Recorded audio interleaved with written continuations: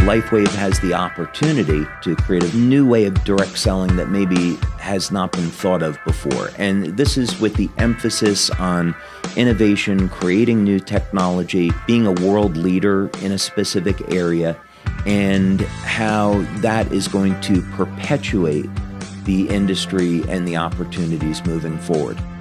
Welcome to Built to Last, a podcast from Direct Selling News, putting the spotlight on the best companies in the channel. I'm Rob Sperry, and today we're featuring LifeWave, a company that's redefining wellness through innovative health technology backed by science. Joining me are two remarkable leaders, LifeWave founder and CEO David Schmidt and President Meredith Burkich.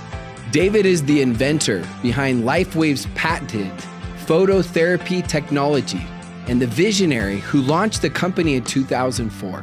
With more than 200 patents and a deep background in science and engineering, he leads LifeWave's product innovation and long-term strategy. Meredith brings more than 2 decades of executive leadership in direct selling, guiding fast growth organizations with a people-first philosophy. As president of LifeWave, she's focused on scaling the company's infrastructure and enhancing both the brand partner and customer experience around the world. In today's conversation, we'll explore what makes LifeWave's opportunity model, leadership, culture, and field support systems stand out, and how they've achieved such extraordinary growth. Let's dive in. All right, so to kick this podcast off, I would love to hear from the visionary, the inventor, the founder on a little bit of the background. I mean, the company got started in 2004, but how did this come about? Like, what was your vision that really built this and kept this going and obviously scaled it? We'll get into the scaling a little bit later. I think it's probably important to say that I never had the thought that I was going to get into network marketing. Didn't really know a lot about the industry. I had some exposure to it in college. During the late 90s, though, I owned a company and I was developing different technologies for the U.S. Navy through government contractors. And during that process, I was invited to be part of a design team for one of the Navy's next generation mini subs.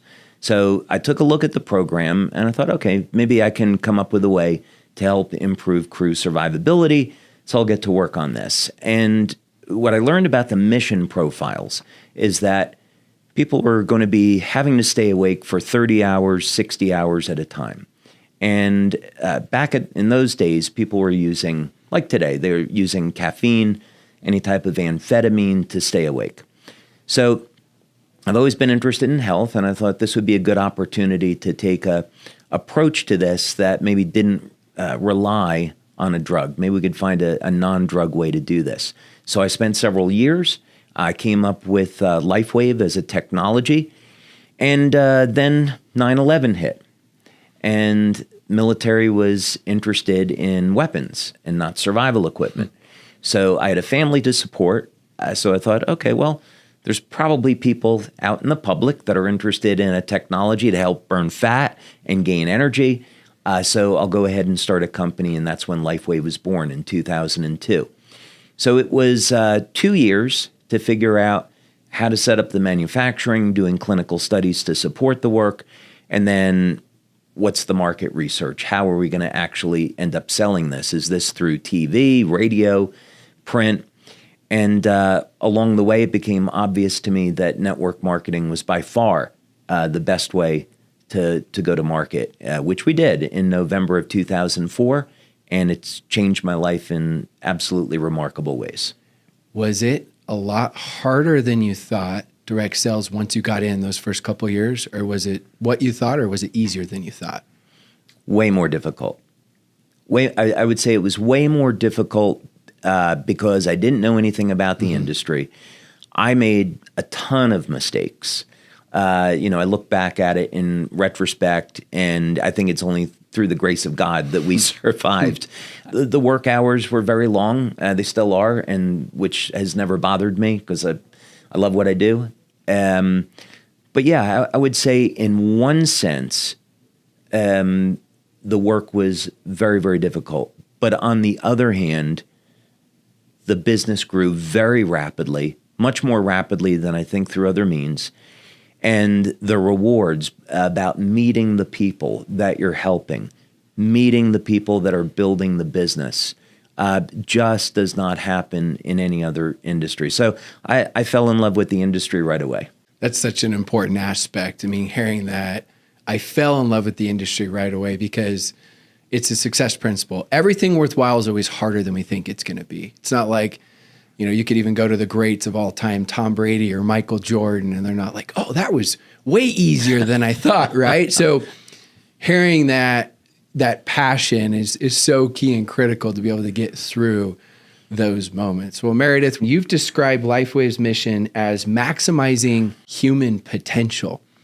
Being around the channel for 2 decades and then seeing what LifeWave has done and become one of those built to last companies that has integrated this principle, like what do you see that you guys are really doing to integrate that? Because I know sometimes it can sound like a cliche, right? But cliches are cliches for a reason because they are timeless principles that actually work. I think that maximizing human potential is something really at its core that we all want to do. I think we talk about it a lot. And yet I heard a message many years ago that said that the graveyard was full of the most human potential. And it really struck me at the time because it is a multifaceted opportunity in direct selling, not only from the financial impact that you can have to create a better life for your family, but to be the best version of yourself. And I think that's physical. Of course, it's spiritual, and it's certainly mental, and are we always striving to be better and be that version for our families, for our communities, and for our teams if we're so fortunate. And I think that at LifeWave, to start out with a founder, with a person like David Schmidt, who has, as a core driver from the very, very beginning, said, I want the world to be a better place, and I want people to have the opportunity to be empowered to be that best version of themselves. It all starts there, right? That's the core. And so how does that reflect and translate into what we do at LifeWave? We're constantly asking ourselves, will this empower people? Will this give them the tools that they need? Will this give them the products that they need? Will we be providing a tangible way to better themselves? Yeah, it's interesting how you say that, and you start out with David, because I look at it as it's like a ship, the vehicle, indirect sales, the company. And inevitably, there are going to be storms that come. It just happens. The greatest stocks, the greatest companies have them. It's perspective, it's reality. But who's the captain of the ship, right, is so important, more important than anything else. Trust me, I know you can't build a viable business without the products and the comp plan and the culture, but inevitably that starts with the captain of the ship. And then after that, of course, the captain's got to have, who are the other leaders, right? Like yourself. And then you're working with the other corporate leaders and the field leaders, because that's where it stems from, because it's not your typical transactional business. People, they're striving to be better human beings in this business. And so they're looking at, like, who are the people at the top? And we won't go through the companies, but you and I have both seen, I know we have experienced, David as well, right? We've seen companies where they had a lot of success, but because that wasn't there, the captain, in the end, it didn't matter how much they did in sales. And so that leads me to the next question, especially at the beginning. I mean, you guys went through your hard times. You briefly mentioned that. I'm guessing underfunded at times where I don't know, I'm guessing where it actually wasn't that. Okay. No, actually, our challenges occurred in 2006 and 2016. So for perspective, November of 2004, our first month doing sales, we did $500,000 in sales. 2005, we did about $17 million in sales. Wow. So we were off to a great start as a new company. 2006, we started to experience a number of challenges, but it was in October of 2006 that we were the victim of a credit card scam. So we had somebody in Europe that was buying credit cards through Russia. They were placing fake orders. We had about $1 million or so worth of fake orders go through. We had paid commissions on it. And that was an unbelievable disruption in the business. And 2007, we went month by month. We lost about half of our distributors because of that. So we went month by month in 2007, not really knowing if we were going to make it. Did the leaders sense that as well? That you weren't maybe going to make it, or was that just more behind the scenes, kept private? The leaders certainly knew Okay. that the company was having its challenges. Yeah. They didn't know, I think, how bad it was. In just a week before Christmas, I emptied my bank account to make payroll. And so I went from some money in my bank account to not having anything, and then living off of credit cards during 2007. And then we were able to, thank God, recover and get back on our feet. And then 2008, year over year, our sales were doubling. Then in 2016, we had integrated, we went from one platform to another for software. The team that was handling it did a terrible job. And we went for 3 weeks where we couldn't take an order, several months where the system just didn't work properly. And again, we went back almost 10 years to the month. We went through another really terrible period. But I would say that if we hadn't gone through both of those problems, we wouldn't be where we are today. It absolutely made us a better company, as ironic as it is. Yeah, the ones that get through it, it's always right. The trials were the best things that happened if you can make it through. Now, obviously, we don't feel that way during those times, but I appreciate you sharing that. And that's one of the goals of Built to Last, is us sharing not just the highlights of all the great things we went through, but also the struggles and the challenges. Because I've heard that from multiple companies, but I don't see that publicly, where they had massive issues with merchant accounts and different things like that they had to go through, and you just don't know. Like, a lot of times that isn't shared, and so it's empowering, and I'm grateful to hear that as well. Like, the struggle is so important, because yes, your struggle is your story, your mess is your message, but when you overcome it, right, that's what makes it so powerful. So what would you say, Meredith, if you think of LifeWave, like the biggest thing that you guys have for a company that is built to last? Like, if you were to say the single most important thing, and I know that could be one of those answers that's so deep that depending on the day, it may be a different principle with that. But what would you say it is for LifeWave in particular? I think ongoing innovation is the key to that success that you're talking about, that sustainable future, that legacy build. And because David represents that innovation, because it really is an inventor at the helm here that is steering the direction of the company, it is much more important for us to have him in the front of the room, because the story that he tells and how he unveils the latest project, how he describes how it's going to change the world and make a difference in lives, really can only be delivered by the inventor himself. And that's why we can't get enough of David Schmidt on stage. And neither can our brand partners. They just want more David, and we're happy to make sure that we deliver that. So what would you say for you, like having a key to have a company that is going to be sustainable and be around? First, I would say an extraordinarily important part of why we've been successful is because of our leaders.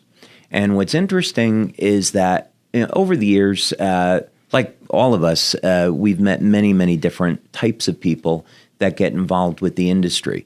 And a common thread that Meredith and I see when we're on leader trips is that the leaders don't talk about how much money they're making or getting to another level in their finances. There's none of that. They're talking about, oh my God, let me share with you a testimonial from someone in my downline, and we're getting these testimonials every day. It's amazing how we're changing people's lives.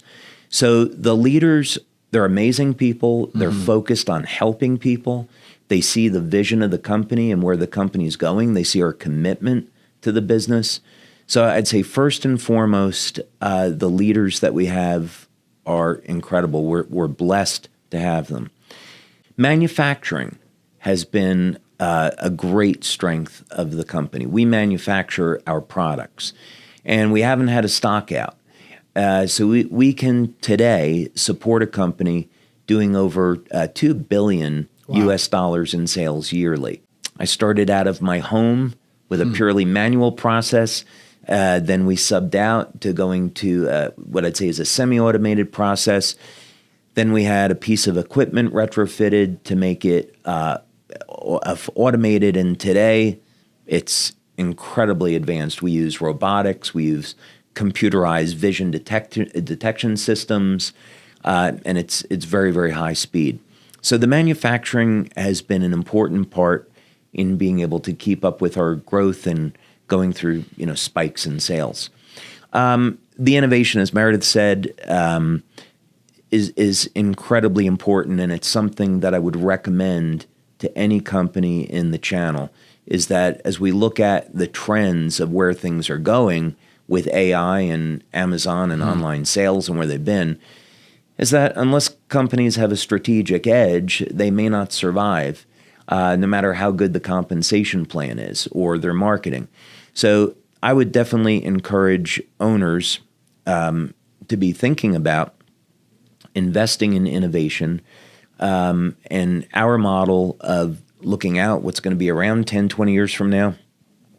How do we develop these technologies? How can we patent them, manufacture them? Those are all incredibly important decisions and actions. So at the end of the day, our brand partners know that they can only get our products through LifeWave, and we're completely committed to the channel.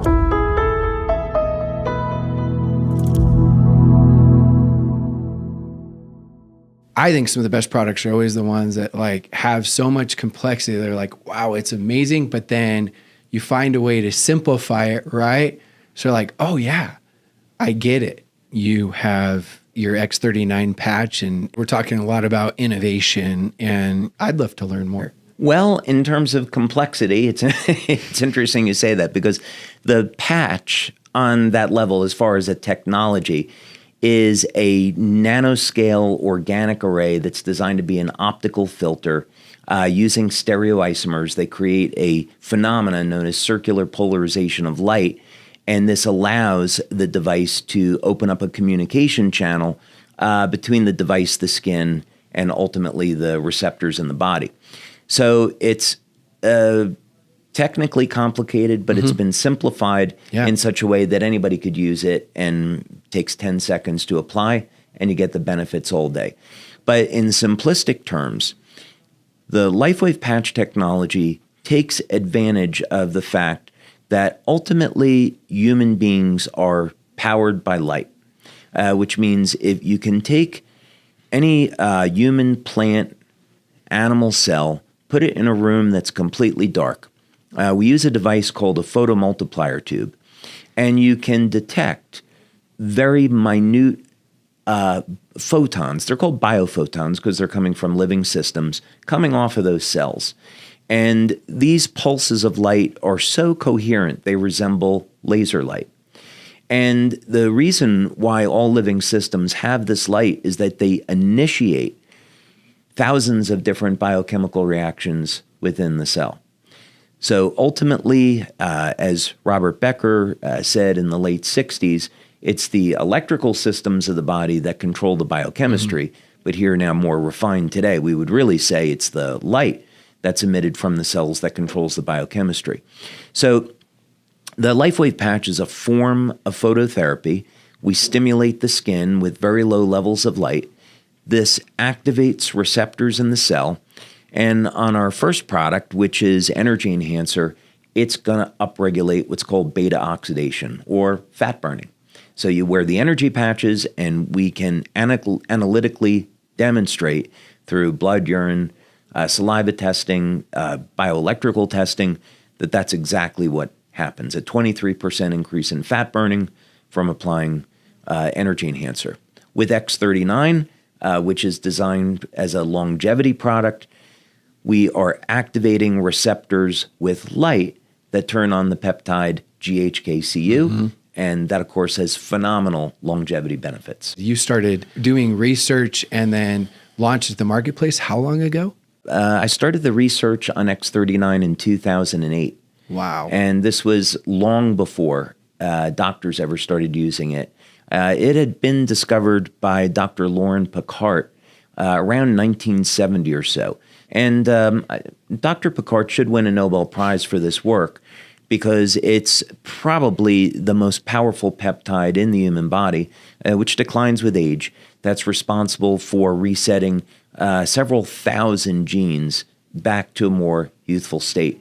We compare that to something like resveratrol, which resets two genes, the sirtuin genes, back to a more youthful state.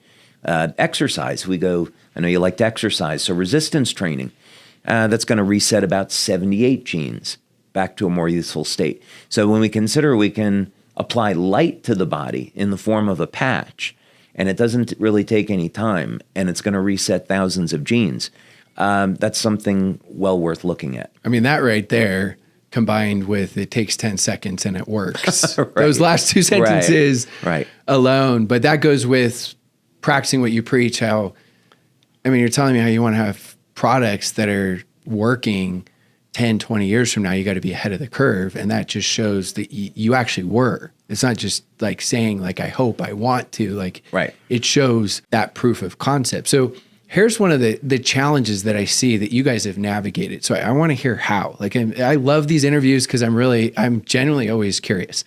I've seen both sides do things wrong, meaning I've seen where they're stuck just on one product and there's never any innovation. And then I've seen other companies where it's like they have something that works well, but they cause confusion because they don't have the hero product, or you don't even have to say product. It could be story and direction where multiple products can fit in that story, but they cause confusion. It's like learning, I relate it to corporate in the field where it's like they learn how to play basketball and they're like, basketball's great, guys, but guess what? We're going to go play baseball now. But it's amazing, this new thing. And then all of a sudden it's like, now we're going to play football. So how have you guys been able to do that with so much innovation, but keep that synergy and cohesiveness? First of all, the key to, I believe, the innovation success at LifeWave is it is never based on the Me Too concept. At LifeWave, it isn't about that. It's about David, divinely inspired, most of us believe, to see a need in society, to see something that needs to be done to improve the human condition from just observation and being curious and being interested and being passionate about people. And so once that's identified, the thought process that goes in is years down the road. And so again, we're not running around just trying to figure out how to grab the market share of this new thing. It's like, what is core to the human experience? What is a problem that needs to be solved? And I think that that's the type of innovation we do. I think that that's very, very helpful. And then the longevity of it is that by the time other companies see it and see, ooh, they've captured all this market share, we're going to rush about and try to Me Too ourselves right onto that. We're already well onto the next invention, years into the next invention. And so I think that creates this ability for us to scale in a way that other companies can't compete with. How do you guys decide when to move on to a new product category? Because there's innovation for the same category, but I know some, I don't know what's allowed to be shared, what's not, with what's in the works, but you guys have developed new categories as well as looking in new categories, right? Because I see some huge strengths and challenges, and it's like sometimes you're in momentum and it's like, let's not touch it. And other times like, no, let's be forward thinking. I think back to Tiger Woods when he just won the Masters, and then he goes back and changes his golf swing and everyone thinks he's crazy, and then he goes on to win more and more and more. So I've seen it go both ways, and you guys have obviously made that work, but what goes into that? Like, I know it's innovation, I know it's forward thinking, but I'd love to hear. Well, it starts with benefits. And so when I'm working with our research team and thinking about what type of products do we want to develop, selfishly, I think about what is it that I'd like for myself, what type of products would I use, and hopefully those are going to be things other people are interested in. Like, for example, I don't want to age. And I'd be willing to bet there's probably a lot of people that feel the same way. So the thinking was that X39 was such a massive success that on a technical level, we got about 1/3 of the way to stopping aging. That's what copper peptide does. So it's not a complete solution for stopping aging, but it's certainly an indication that it might be possible. So then the question is, could we develop a technology that would allow people to stop and even reverse aging? That's the goal that we set in our research. And if you do a scientific analysis of it, you'd say that mainstream, now especially 10 years ago, mainstream said, well, it's not possible. Lifespan is limited to about 115 years old. Although today, there are groups of scientists that say, well, there's really no limit to how long people can live. There's some rationale that says, well, maybe human beings could make it to 1,000 years old. So how do we create that technology? So the answer always comes back to God and nature. So we see examples in nature of species that never age. They've been able to defeat the normal process of aging. So we began to do studies of some of these species in our lab to try to understand whether or not we could discover how they're doing it and then apply that into something that'll work on human beings. But that's how we develop the products with that kind of thinking, is going down a path that few people go down or don't think is possible, and then end up developing technology, patenting it. And by the time we get that technology to market, we're already several years into the next thing. Are you testing it with leaders, with corporate executives, like clinical studies, all of it, some of it? So we've already completed 6 clinical studies on human beings. Wow. And those studies have involved blood testing, urine testing. The urine testing has been extraordinary in terms of what we find, what's going on in the body. We use something called a physio suite. So we look at heart rate variability. We look at EEG. We use a biowell, biopulsar, bright field, dark field microscopy, a whole suite of different analytical devices so we can really understand what effect this is having on people. And then after that, then we say, okay, we'll finally let leaders try it, which they have recently. And the exciting thing about this technology is that it is the next generation of light therapy. So LifeWave has been about stimulating the skin with light, but now this new technology embeds light into water.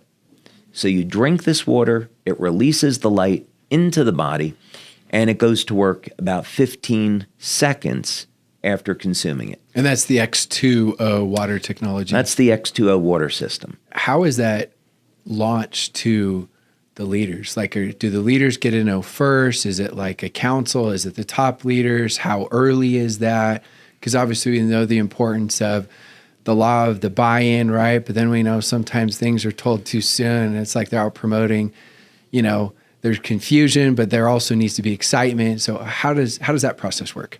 So, well, in the beginning, you actually touched on something, Rob, that I think is critically important to consider, which is how do we introduce forward-thinking innovation without creating a brand identity crisis? Yeah. Because we know that confused minds say no, and the company, the movement, the journey that brand partners fall in love with, if all of a sudden it seems to be heading off in a different direction, we've seen how that can end very badly for people. So from the very beginning, when David, on our monthly and then sometimes weekly calls where he shares glimpses into his vision of what's 5 years, 10 years down the road, we begin thinking about it, because obviously this is a gift that we are going to be delivering to tens of thousands, hundreds of thousands of people. How are we going to position this product to tie into the light, to tie it into that age reversal? How does this work? And then what we do is we usually put together a focus group, and David's very active in participating with those focus groups, usually the most influential leaders, so that they feel from the very beginning, because you know, and I know, we all know that buy-in is king, and we need that, to access the power of the network. And then offer an opportunity for people to earn the actual technology. So in this case, this is a $6,000 retail priced product. This is not an inexpensive product. Yes. So by offering them a promotion that, say, in our case, 30 people in the Americas earned, I think, 15 people in Europe and another 20 or so in Asia Pacific, they have an opportunity to become part of the beta. And so that's really where we are right now. As a matter of fact, David just hosted a call this last week where we had like 15 people on there giving their testimonials. And the only negative of the testimonials was how they were dealing with the foot traffic of all of the people that were constantly ringing their doorbell, trying to beat in a way to come in and try the water. If you can imagine, with our patches, we got to the level that we're at today by delivering light outside the body in a small area. Imagine what's going to happen if we're delivering light inside the body throughout the entire body. And you can start feeling those benefits in 15 seconds. That's pretty world-changing. And it makes a difference in people's lives, and it happens very, very quickly. So I think what would be different about the X2O launch as compared to maybe a traditional product launch is the fact that we're launching a new technology, not just a new product. But I love how you keep talking about the light, because even though it can be a new product, one's inside, one's outside, it still feels like the same story that's just being enhanced.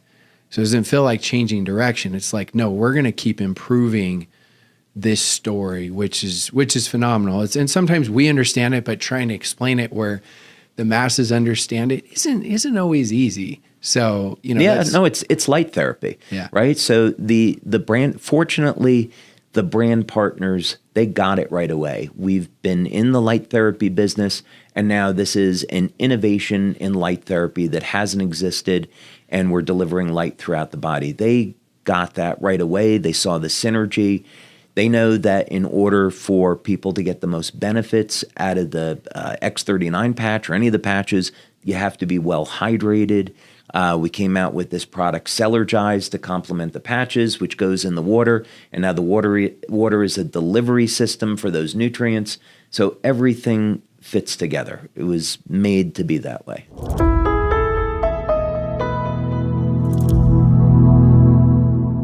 I want to talk about the opportunity now, because going from, 2002 of this idea, 2004, let's launch this, to 2004, right? You go, yes, you have challenges, but it goes like really, really well, gets to 18 million. 2006, we've got the challenges. 2016, some more challenges, but that becomes a strength. And then all of a sudden, I'm looking here, 2018 to 2024, 30 times growth, win the Bravo Award for most year-over-year growth for the top 100 companies. What happened? I know that could be hours and hours, but what? That's not normal. And obviously there's a foundation built, but what happened? I had spent 10 years and invested $4.3 million into stem cell research. And this is, again, part of this forward thinking. And so when X39 was born, I began to think about and speak with our marketing team that we're not releasing another patch product.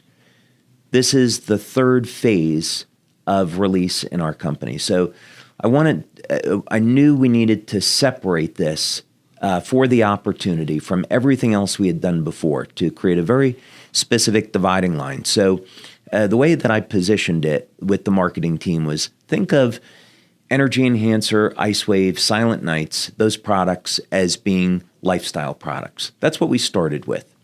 And then the second phase of the company was all about anti-aging.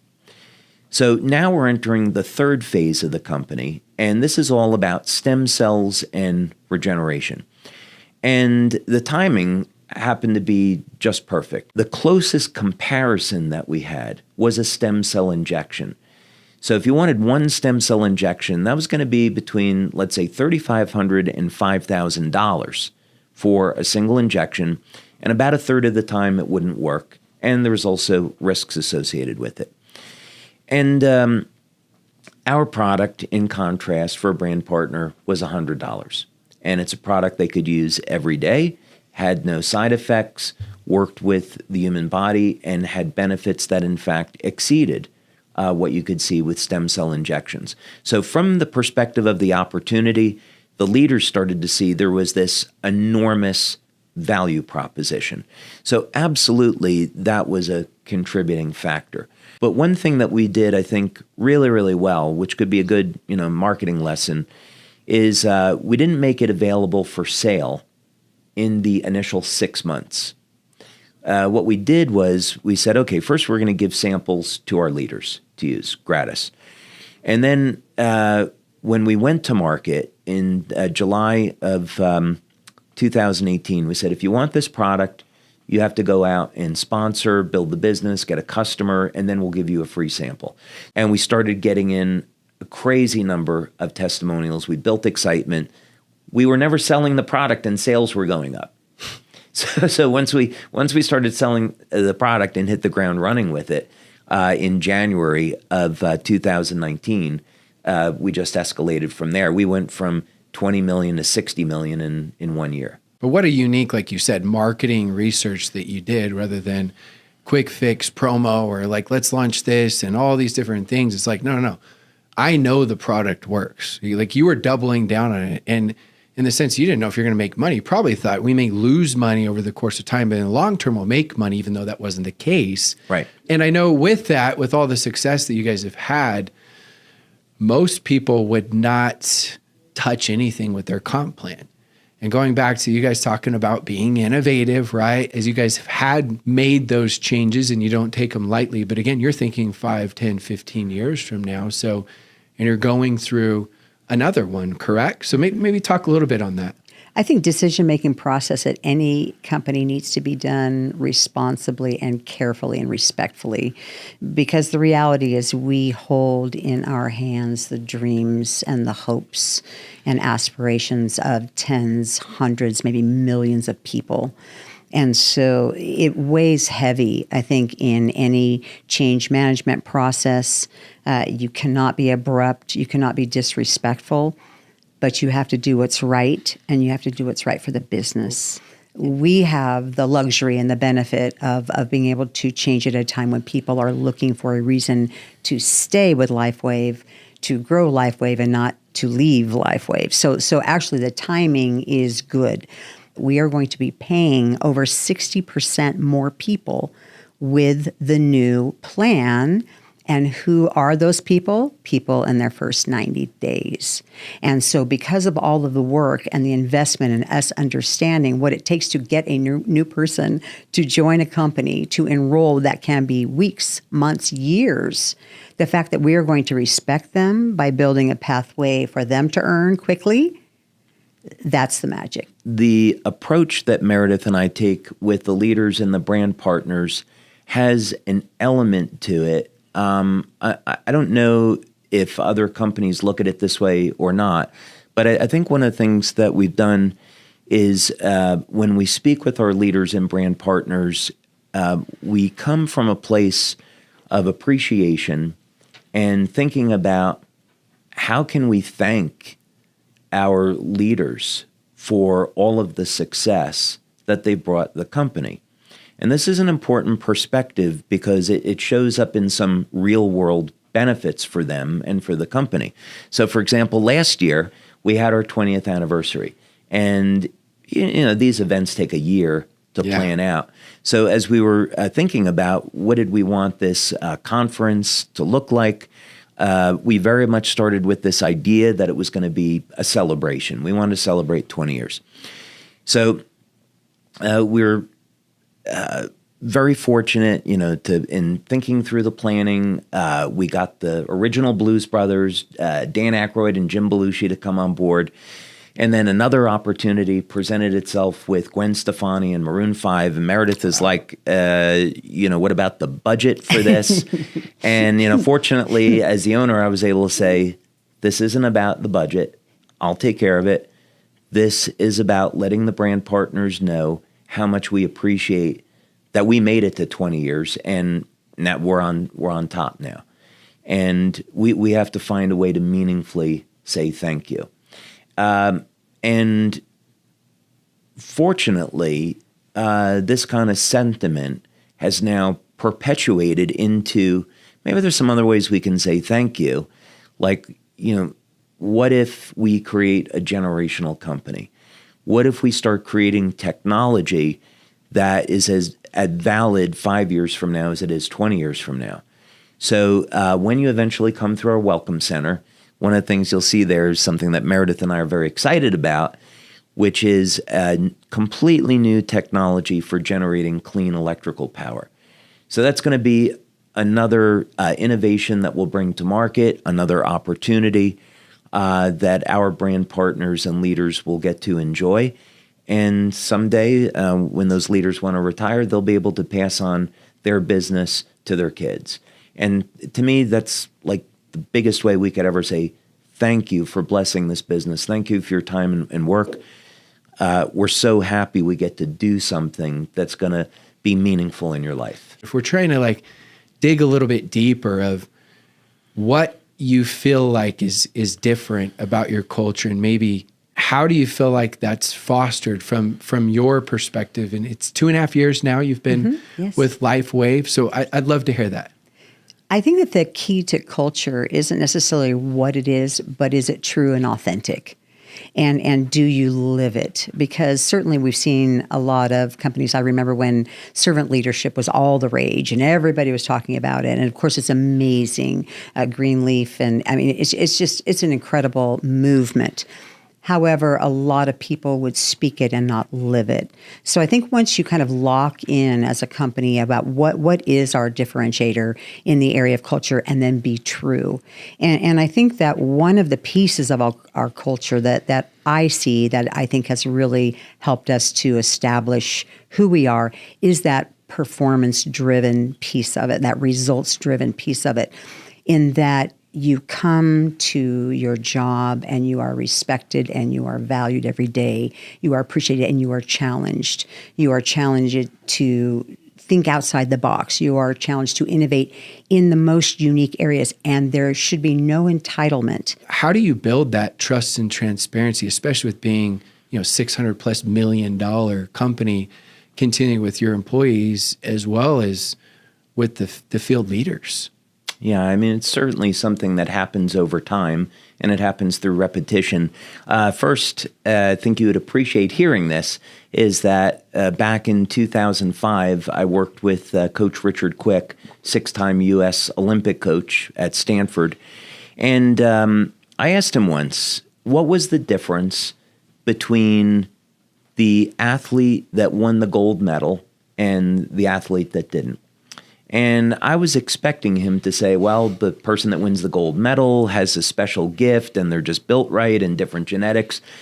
And what he said was, the person that wins the gold medal is the one that does the basics every day. They've committed to their diet, to their exercise. They're in the pool 5 hours a day. They're training, practicing. They're doing the basics over and over again every day. Those are the people that are winning the gold medals. And so I think the same is true in business. If we're going to be successful, there are a few very fundamental, basic things that you have to do each day. But the other side to it is you build trust over time, and you do it through your actions and your words. So if you say something, you have to deliver on it. And if there's a change in circumstances, you have to be transparent and you have to tell people. It's, I think I've come to realize that the relationship that the company has with its brand partners is very much like a marriage. And a marriage that's successful is based off of goodwill. And it means that both people are in this holy union and they want to do right by one another. They have one another's best interests. We may not always agree. We may have different ideas, and that's always totally okay. But each person wants the best for their partner. And so in networking, if the company wants what's best for the brand partners and the brand partners are going to protect the company, that is going to be something very special and it's going to have a lot of longevity. So I think one of the things that Meredith and I have done really well is that when we talk about making LifeWave a generational company, they're not words. We show them exactly how it is that we're going to do that, how we're going to accomplish it. We give them a plan. We give them a timeline. We show them technology. So they say, oh, okay, this is real. And we know because the company has delivered on its word over the past 20 years, we can know that this is the direction that they're going in, so we'll commit our time. So, as an owner in the business, I want to be respectful that we're not wasting people's time, that we're working together to build.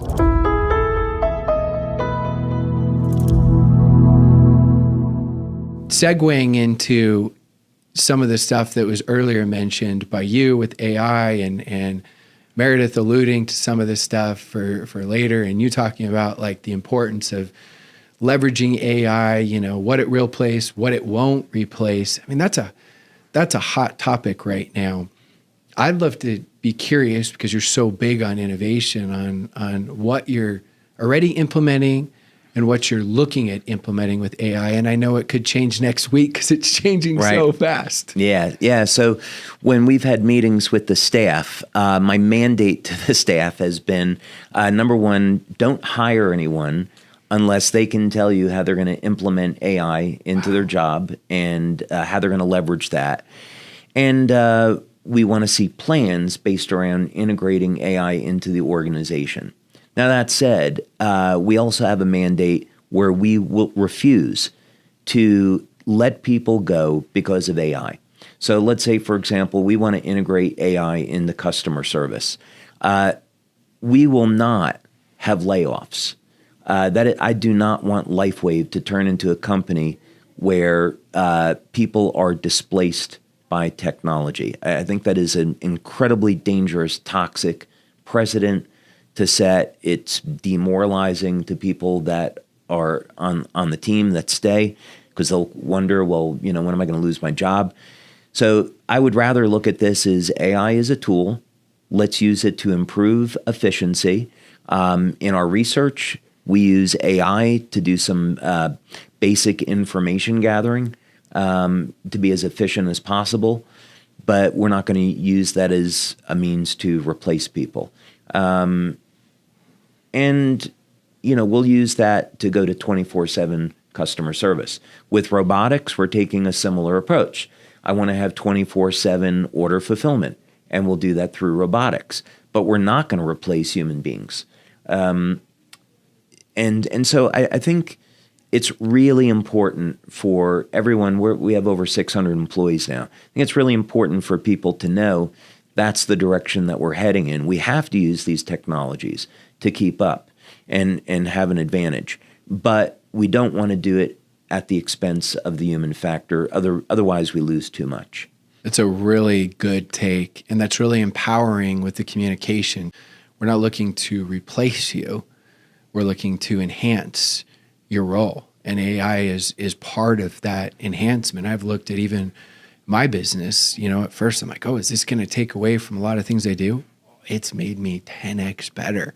I feel like I got a battle buddy. I got an assistant, I've got like so much. So for me, like that's a constant thing. So I love that response. And I love the interview process as well, is asking like how they would actually use and implement it, because it is so important, and that's thinking ahead. Yeah, and in our industry, you can think about, okay, not every company, actually most companies are going to take the stance. IBM as an example, my roommate from college, who I'm still friends with, after 40 years of service to IBM, they laid him off, and he and 6,000 other people were laid off because of AI. So that's something that I saw in my personal life. And because other companies are going to take that route, people are going to need to be looking for work. And my opinion is that the direct selling industry is about to go through the biggest growth that it ever has been because of this phenomena. Companies will start using AI as a means to reduce costs. There'll be people that'll be out of work, unemployment will go up, and those people will need to supplement their income, and our industry will be one place where they can turn. So if we're adopting these technologies and using AI to make it easier for brand partners to operate a business and earn money, we're going to be so far ahead of everybody else. I love that vision. And going on with that vision for direct selling and the gig economy and how we evolve, Meredith, I'd love to hear just in general, first from direct selling, like, how do you see it evolving, then how it's evolved and how you see it evolving the next 5 to 10 years, and fit LifeWave into that as well, how you guys are implementing that?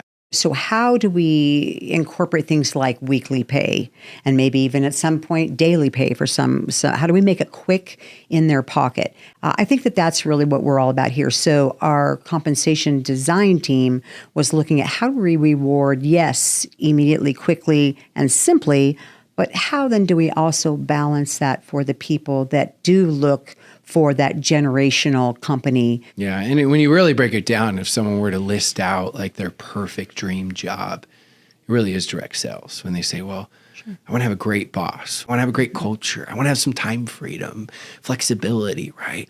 Done wrong, I get it. It can be your biggest nightmare if you feel like you don't have the right products and culture and all that. But done right, it's your greatest dream.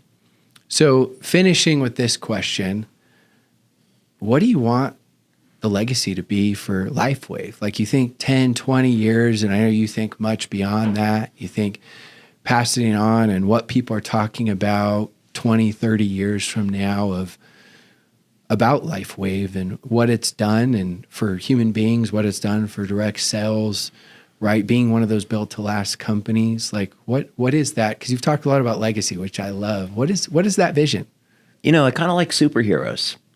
And so I think that shapes a lot about the way I think about things. So, the traditional superhero is get the bad guy, rescue the girl, save the world, right? So I think simple stuff, right? So I think if we were looking, 20, 30, 40 years into the future, we're at an important moment, and we have some extraordinary opportunities. We're dealing with technologies that have the potential to stop and reverse human aging. So thinking about that beyond the individual, what that means is that if we turn that into a reality, and the technology ends up doing that, that means we have functionally, because we're keeping people healthier, we reduce healthcare costs on any one given country. And then that money that countries are saving can be turned around for humanitarian purposes. Let's take people that are homeless, to feed people, give them home. If we think about this on a very, very large level. So the technology has some very, very far-reaching consequences. It also means that when people are getting into their 60s, 70s, 80s, now, maybe they're functioning like someone in their 30s and 40s, and they're